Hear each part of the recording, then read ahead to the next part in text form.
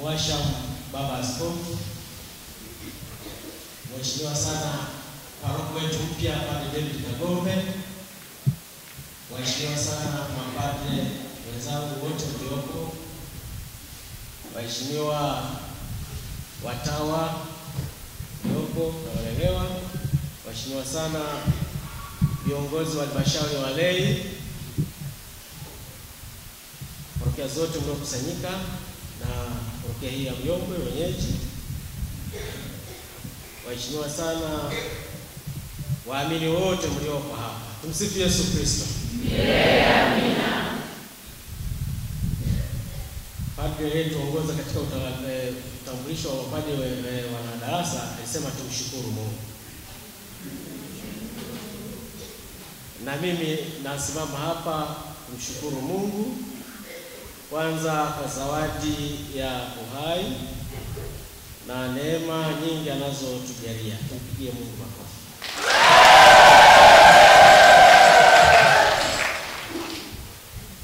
Ili ni mshukuru Mwasha Baba Askofu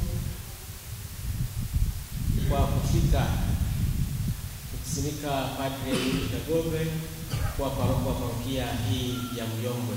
Mpongeze tena basi. Niwashukuru mapadre ambao nao wamefika kuja kumsindikiza Padre David Kagombe siku hii ya kusimikwa. Tuwapongeze tena na mapadre hawa. Na yote hayo tunamshukuru Mungu. Nawashukuru ninyi yote waamini. Kwanza kabisa kwa ushirikiano huu mlioonyesha tangu nilipotumwa kufika hapa. Tumefanya utume kwa ushirikiano na hivyo nawashukuruni sana. Mwasha Baba Askofu, kwa kweli nawashukuru sana wana Myongwe, wanaonyesha ushirikiano mkubwa katika utume.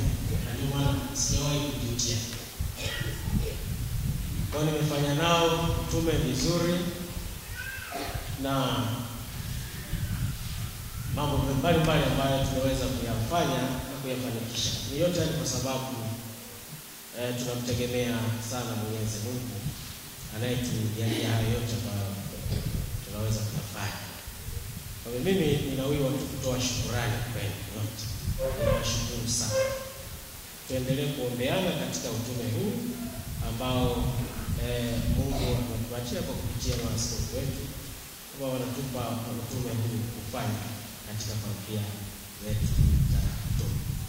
Kwa hivyo sina maneno mengi sana. Mimi ni shukrani. Nawashukuruni sana na Mungu azidi kuwaneemesha zaidi na zaidi. Kwa hivyo basi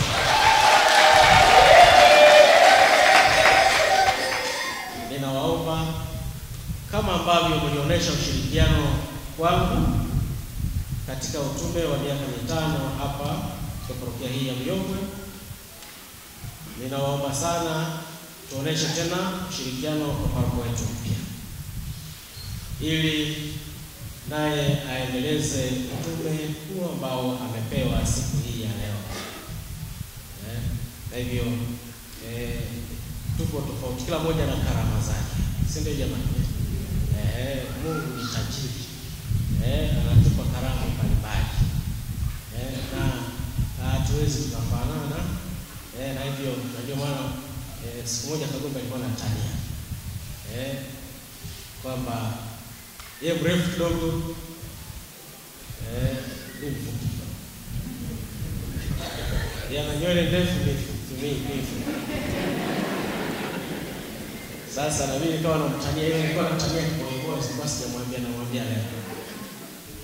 Kwenye Biblia kuna mtu mmoja mwamuzi anaitwa Samson.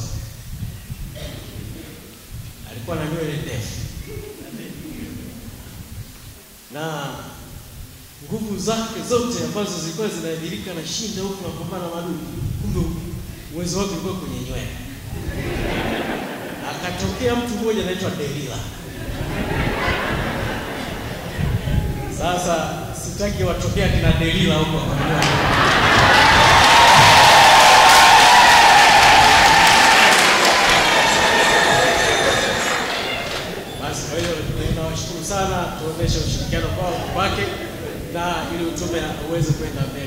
sana, tumsifu Yesu Kristo.